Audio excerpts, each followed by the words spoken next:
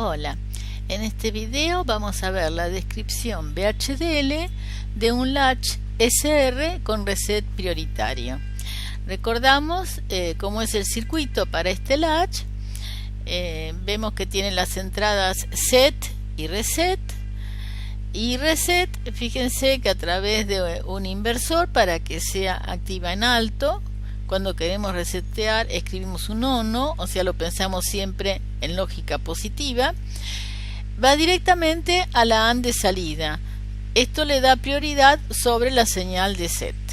Acá tenemos la expresión matemática de la salida y vamos a ver cómo implementamos la entidad para este circuito. En primer lugar, como siempre, tenemos library y EEE.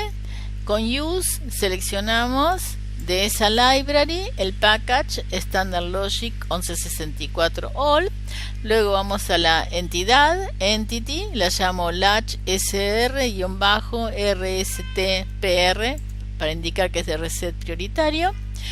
Y mis entradas son RI, que sería el reset, y CI, que sería el set. Son por supuesto de modo in y de tipo Standard Logic. La salida es Q, pongo también O para indicar que es una salida. Out es el modo y el tipo también Standard Logic.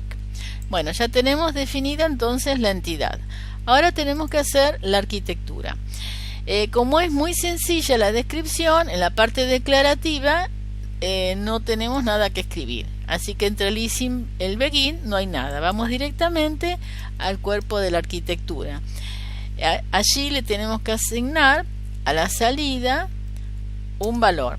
Entonces, para eso recordamos la tabla de verdad para este dispositivo. O sea que aquí la tenemos presente. Fíjense que cuando está activa una sola de las señales, no hay duda de cuál es la salida. Si está activa solamente reset, la salida es 0. Si está activa solamente set, la salida es 1. ¿Qué sucede cuando ninguna de las dos está activa? Allí, para entenderlo, es mejor ir al circuito. O sea, si tanto set como reset están en 0. Si reset está en 0, a la entrada de la AND tenemos un 1. Entonces ahora nos importa nada más qué pasa con la otra entrada de la AND. Set está en 0 también, así que en la OR lo único que nos importa es la entrada Q. Entonces, si la Q anterior era un 0, vamos a tener un 0 a la salida de la OR y por lo tanto un 0 a la salida de la AND. O sea, se memorizó el 0 que había en la Q anterior. Si la Q anterior era un 1, al realimentarse vamos a tener un 1 a la salida de la OR. Como había un 1 en la otra entrada de la AND, la salida de la AND va a ser un 1, con lo cual se memorizó el estado anterior. Volvamos aquí. Entonces, eso sucedía cuando tenemos las dos en 0. Si tenemos las dos en 1, ya habíamos visto que como reset actúa directamente sobre la AND de salida, basta que reset esté en 1 para que la salida sea 0. Entonces vamos a tener en cuenta esa situación, que si reset está en 1, en los dos renglones en que reset está en 1, la salida siempre es 0. ¿Qué estructura de VHDL es ideal para solucionar este problema? Es when else. When else es una estructura condicional, pero la condición, acuérdense que se podía generar una prioridad, y esa prioridad estaba dada por el orden en que pongamos la condición. Entonces, como reset es prioritario, la condición va a ser reset, no set. Quiere decir que la salida va a ser 0, según como vimos en esa tabla, when R sub i sea igual a 1, o sea, esté activa. Fíjense, no nos interesa cuánto vale set. Entonces, con esta sola especificación estamos contemplando dos renglones de la tabla de verdad. O sea, nos faltan otros dos. Así que ponemos else. Y ahora vamos a considerar. El else quiere decir que reset es 0. Y para reset 0 teníamos dos casos. Un caso es cuando set está en 1. Entonces vamos a when y vamos a poner que set esté en 1, que es el caso obvio. Y el otro caso es el caso en que los dos están en 0. Recuerden que en ese caso memoriza. ¿Y cómo hacíamos en VHDL para memorizar?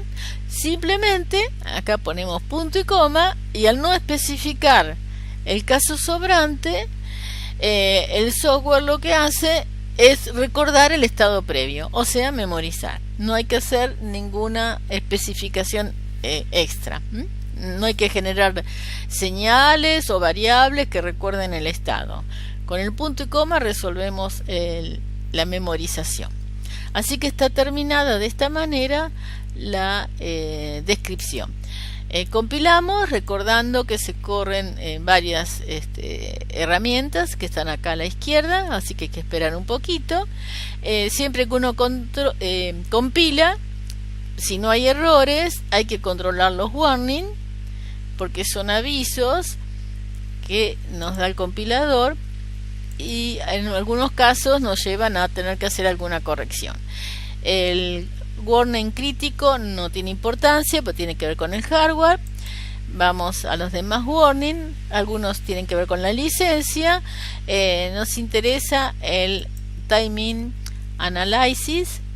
Dice que hay loops, o sea que funcionan como latches, y nos dice que el nodo Q o P/latch es un latch. Bueno, este aviso lo hace porque se supone que como la FPGA es un circuito secuencial sincrónico, vamos a tener un clock y no vamos a usar latches que son asincrónicos. En general el diseño debería ser todo sincrónico. Entonces se obliga a avisarnos cuando descubre que hay algo asincrónico, por las dudas de que sea un error. Bueno, en este caso el latch lo queríamos realmente generar, así que está todo bien, no hay nada que hacer. Vamos a Tools, Netlist Viewers, Technology Map Viewer, Postmapping, y vemos una expresión del circuito. Ya vieron que hay distintas maneras de mostrarlos en el esquemático. Esta manera nos muestra una celda lógica combinacional, resaltamos el borde, ponemos Display Content y vemos que el circuito que ha dibujado de esta manera es similar, casi igual prácticamente al que yo había dibujado. Entonces tenemos la realimentación generada que convierta esta celda lógica que era combinacional al haber una realimentación hay memoria, de manera que convierte ese circuito en secuencial, pero siempre asincrónico. Bueno, en el próximo video entonces vamos a ver el test bench para poder simular este circuito. Muchas gracias.